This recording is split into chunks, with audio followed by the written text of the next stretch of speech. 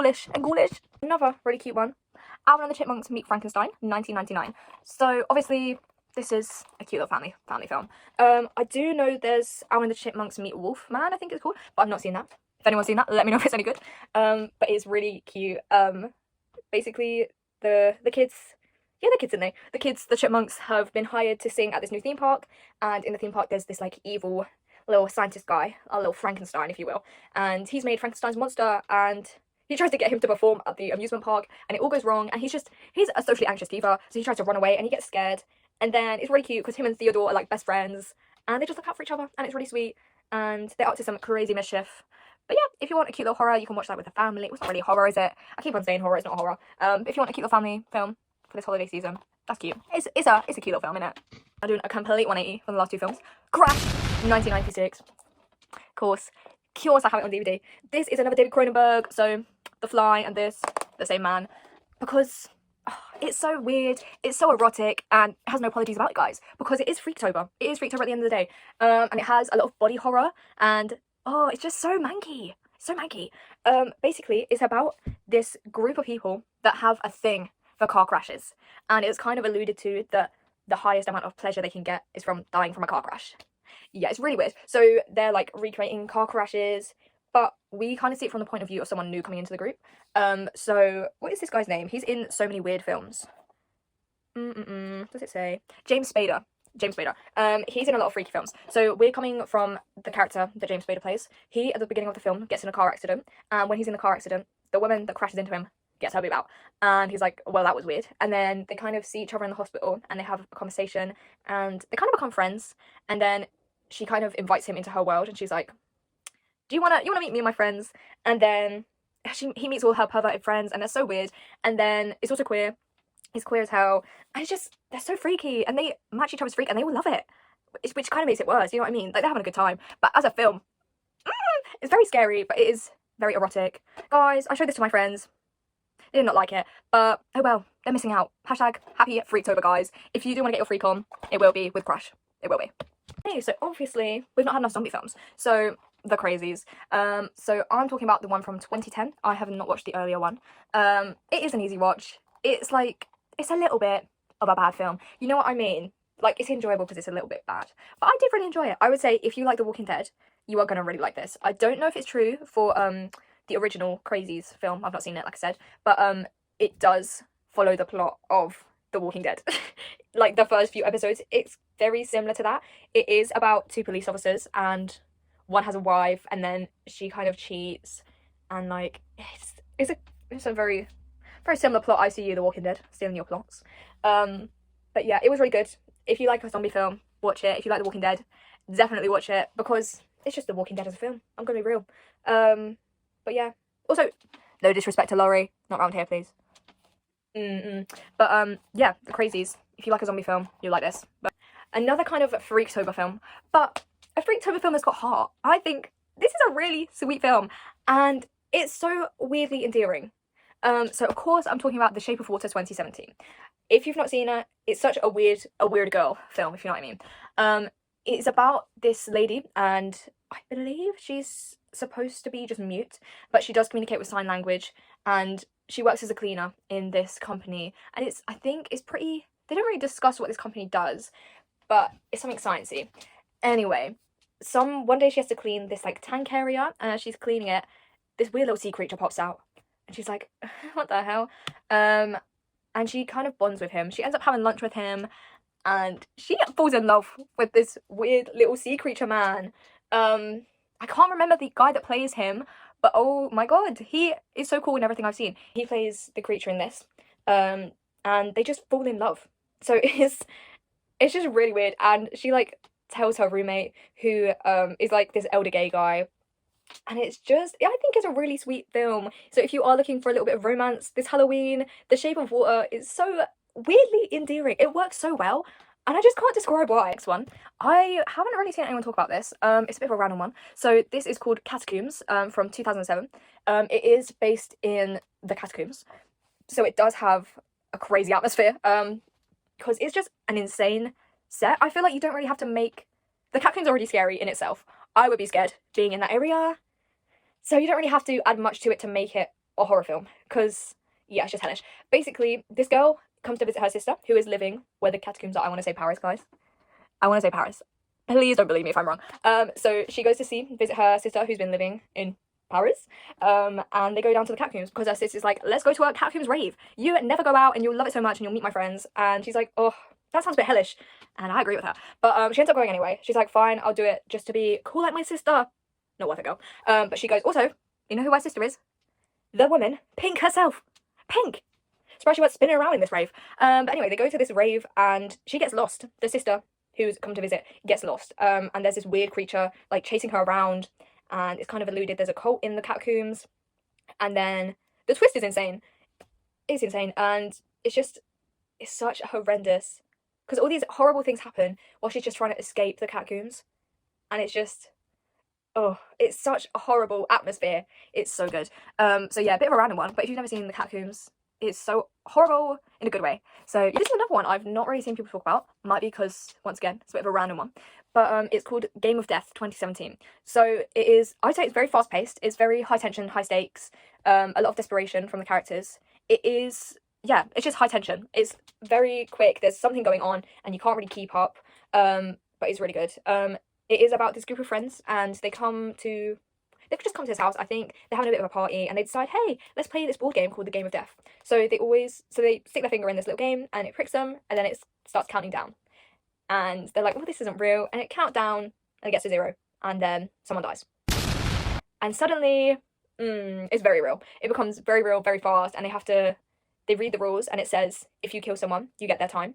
And so they start going on a rampage and it goes from 0 to 100 very quickly, and the characters turn on each other so quickly. It's insane. Yeah, once again, this is obviously quite gory. But yeah, I feel like this is quite an unheard of one, I think. So yeah, if you've not checked it out, it's quite a good, like, little hidden gem. So Game of Death, yeah, it's quite good. So this is a cult classic. Everyone needs to check this out. So this is Clue from 1985. This is so campy. Obviously, it's a group watch, come on. So it is based off, like, the board game Clue. Everyone is invited to this little manor for what is it? Like a meal. They have a little meal together. And it's just so fun, and there's a murder mystery going on, but they've all been invited there for another mystery that's going on in another plot line.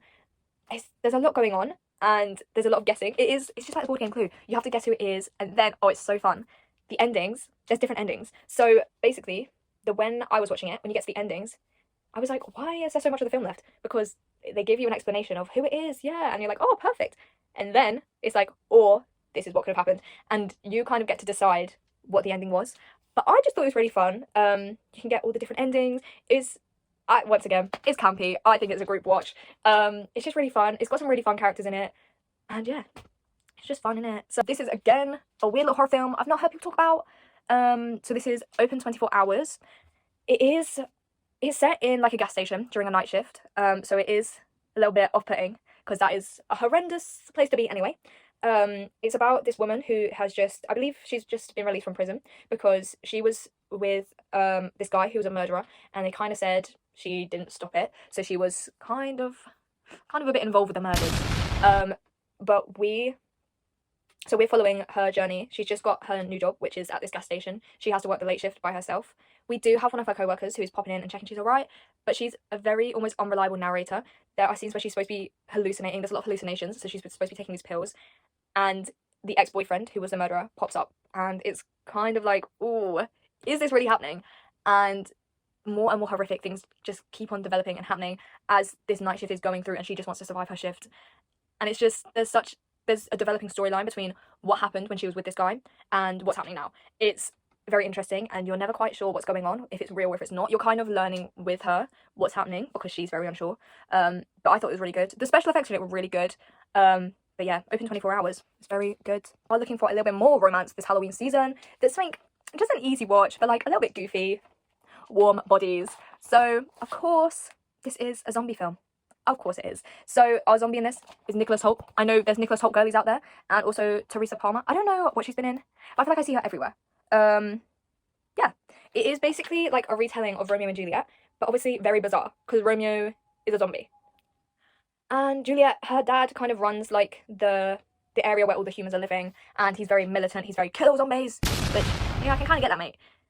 They meet in a very odd way, this zombie and his lover. Yeah, it's very odd. Forbidden romance because he's a zombie. So if you want a little bit of a weird horror film, I mean, to be fair, I feel like this is because of Twilight. They've said, what about zombies? Why not? You've got vampires, why not zombies? So it's really odd. It's really odd. But if you do like a weird girl film, as they say, or just an easy watch, I'd throw this on. I think it's really silly, and yeah, I just think it's fun. So I actually watched this morning because it's such a British classic. This is Wallace and Gromit, Curse of the Were-Rabbit. I was kind of tempted to put Wallace and Gromit, I can't remember what it's called now, but like, I think it's something trousers.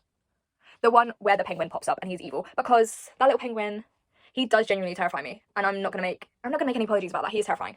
So yeah, Wallace and Gromit and the Curse of the Were-Rabbit. If you don't know about Wallace and Gromit, it is like a classic. It's very British. We play a lot of Wallace and Gromit during like Christmas time. It's just very sweet. It's just like claymation. There's a lot of British humour in it. There's like, it's quite crude. There's not like crude, but considering it's like a kids film, they've got some silly adult jokes in there.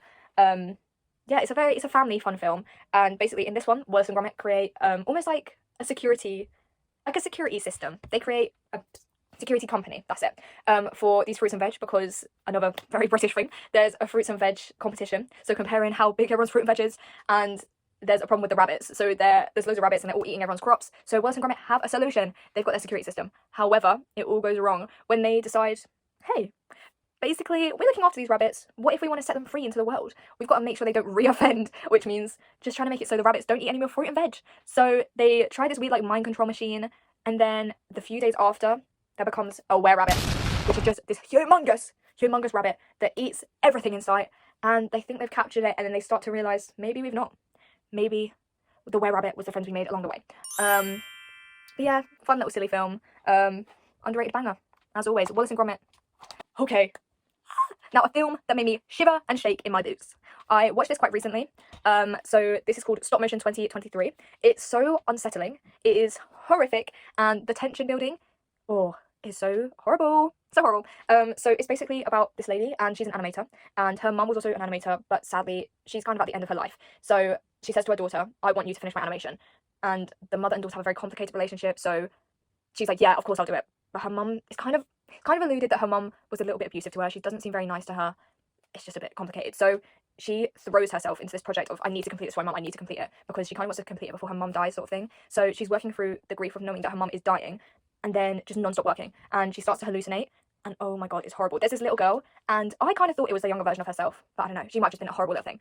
So this younger child is in like the flat where she's filming all this animation, and she starts to like join in at the animation. She gives her top tips, and she's like, some top tips, she gives her like some like ideas, and she's like, oh, you're making a film about a little girl, why isn't she made of flesh? No thank you. So she starts like going with what this little girl's saying, and like making these weird like creatures out of like minced meat, and then the little girl's like, no, it needs to be more, and she starts like upping what it needs to be made of, and upping, and then she's also like telling the story of this little girl being chased around the woods by the man. I don't like this man.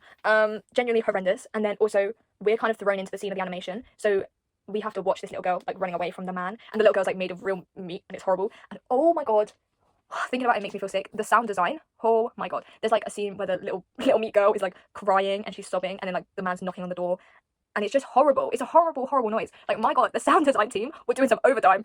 It's horrible. And then as this little girl is like, the meat girl is getting harassed by the man, the real woman is starting to get harassed by the man, and it's just horrible. And there's a scene where she's like stuck in this closet with this horrible massive human-sized thing, and it's just horrible.